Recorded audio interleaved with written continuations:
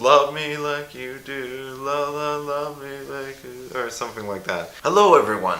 Today I decided to torture myself by watching 50 Shades of Grey. Because, it's around Valentine's Day and I'm like, what else am I gonna watch? That's Valentine's Day themed, and I'm like, I am not excited at all for this movie. Nope. Not one little bit. I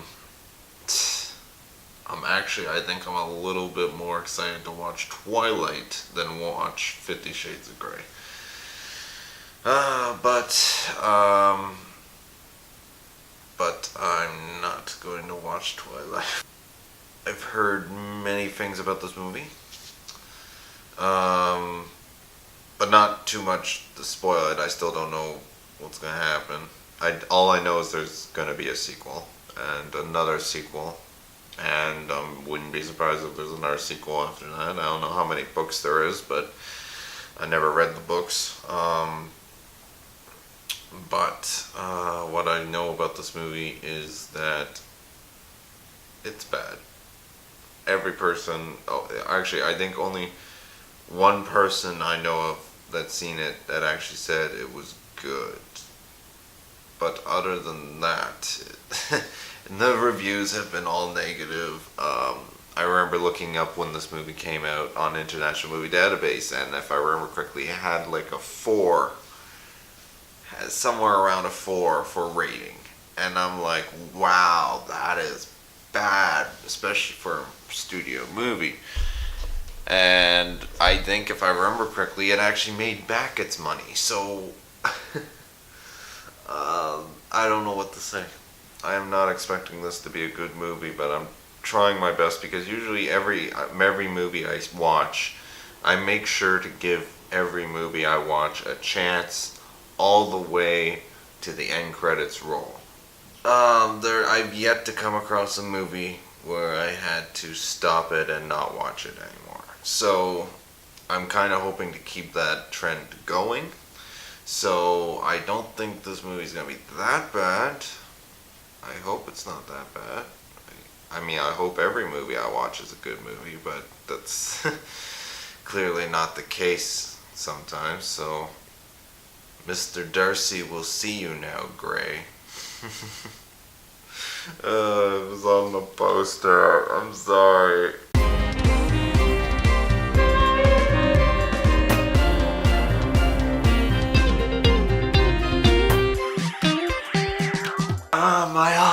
My eyes! No, I'm just kidding. Well, I just watched 50 Shades of Grey. It was a bad movie. In the beginning, like the first half of it, I'm like, okay, there's just enough, maybe, like, there's a couple good things I noticed, and I was like, is that going to be enough to keep this movie at okay? Because I sort of have a rating system I'm sort of developing with movies, and it's like, it's not a good movie, it's not a decent movie. I'm like, does it have enough to stay an okay movie? 50 Shades of Grey does not have enough good things to keep it an okay movie, so it's one step lower, which is it's a bad movie. Okay, here are some of the very few good things about this film. Let me start off with probably the best thing about the movie, the soundtrack.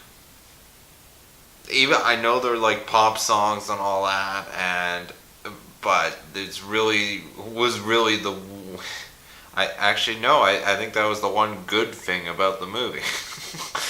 Like compared to everything else, which is so much lower, the music was really the only thing that was actually good in this movie. I know for a fact I'm probably gonna buy the soundtrack, and it's like, how do you explain you have the soundtrack to 50 Shades of Grey on your iPod? Oh, that's definitely a conversation starter. But score-wise, actually, I don't remember hearing much score in the film. Like, besides the soundtrack. The soundtrack was obvious, but the score I don't remember or not hear about or anything. But the thing that the reason I'm pointing out the score, the opening credits, they're playing a really good cover of "I Put a Spell on You," and then I noticed it because I was reading the credits as it was going, and it was like the original score was done by Danny Elfman, and I was like, wow. I would never have imagined or even guessed this movie was scored by Danny Elfman. In case you didn't know, Danny Elfman, he did like the Batman soundtrack, the one with Michael Keaton, and he also did the Simpsons theme and all that.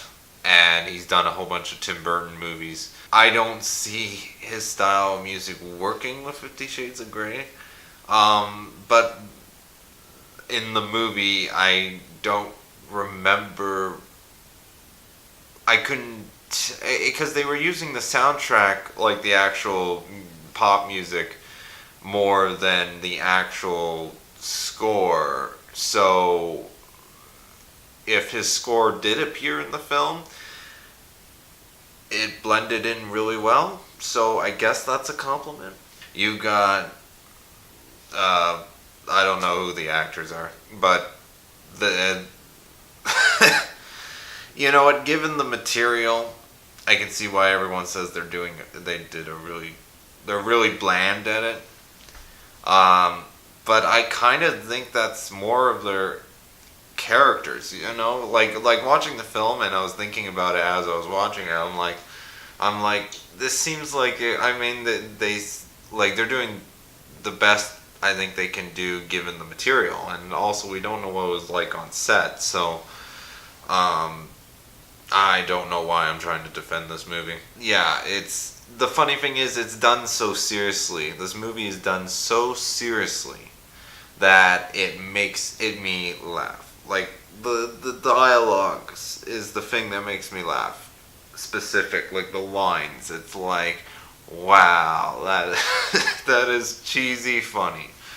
And it sort of bugs me because I know you can tell they were trying to do a serious adaptation of it. And it comes across as a comedy. Oh man, it's so stupid. Yeah, so I'm actually surprised how much I enjoyed it, on the sense that I found it more funny than what it really was. What it was originally supposed to be. I mean, I couldn't tell, you could tell there's moments in the script where they were trying to make you laugh a little. You can't tell if you were supposed to laugh or not, because it all seems a little bit funny, just dialogue-wise.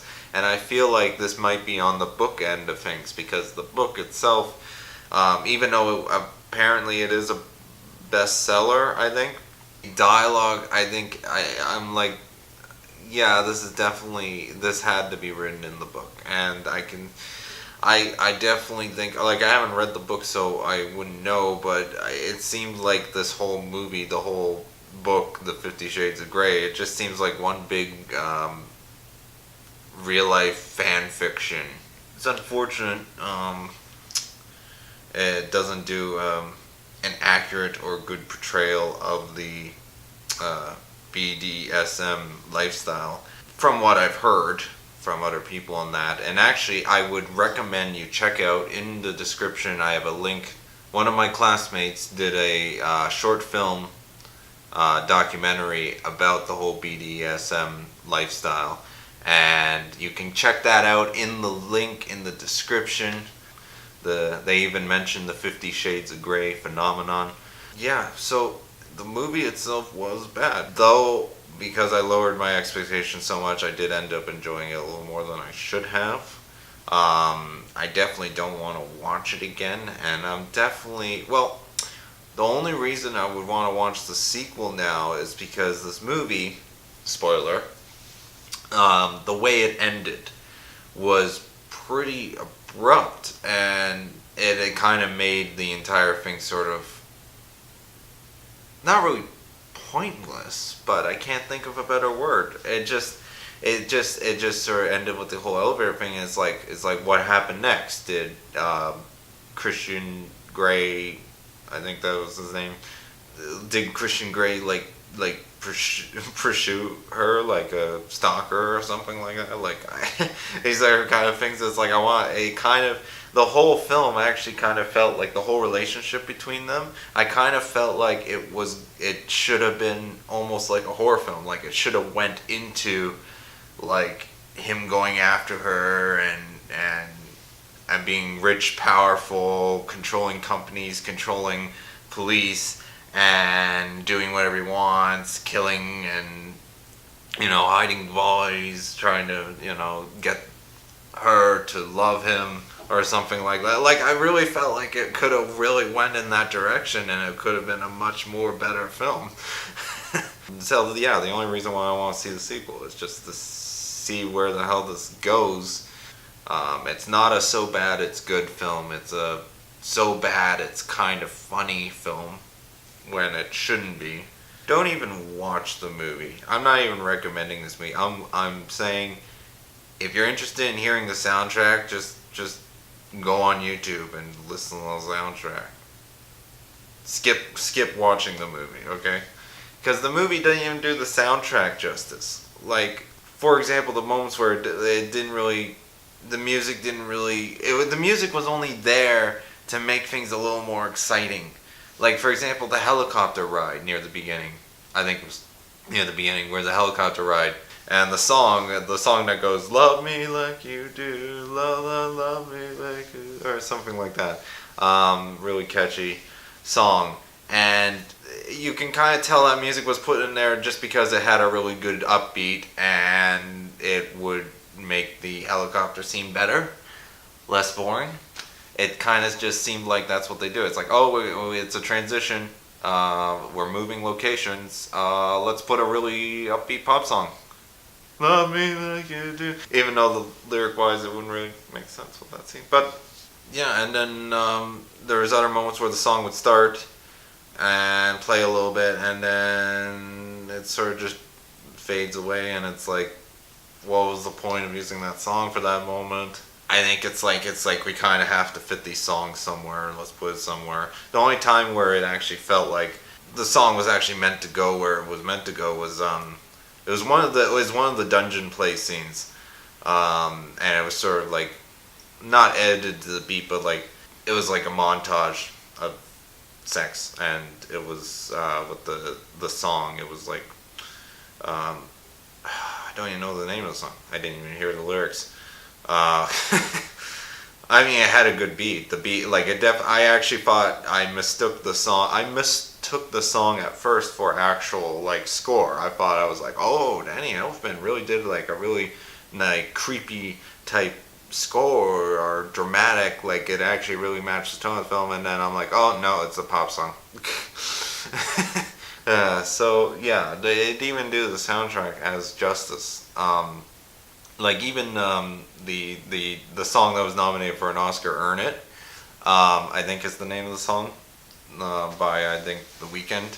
They play it once very briefly in the film, and then at the end credits they play it for like, they don't even play the whole song. They play like the first like 30 seconds, and then it switches to another song, and then not even a minute after that it switches to another song for the rest of the end credits, and it's like, wow, they're really trying to shoe in all these songs. Don't watch this film, just go check out the soundtrack. If you like that sort of music. I mean, some of it, I liked it. I have a really wide range of music tastes. On my iPod, it goes from Garth Brooks to SpongeBob SquarePants to Metallica to dubstep to like a whole bunch. You name a genre, I have it on my iPod. Anyways, so what will I watch next? Subscribe and you'll find out. Thanks for watching. And if you're watching this on Valentine's Day, have a happy Valentine's Day. If you're not watching this on Valentine's Day, then don't have a happy Valentine's not day. Thanks for watching.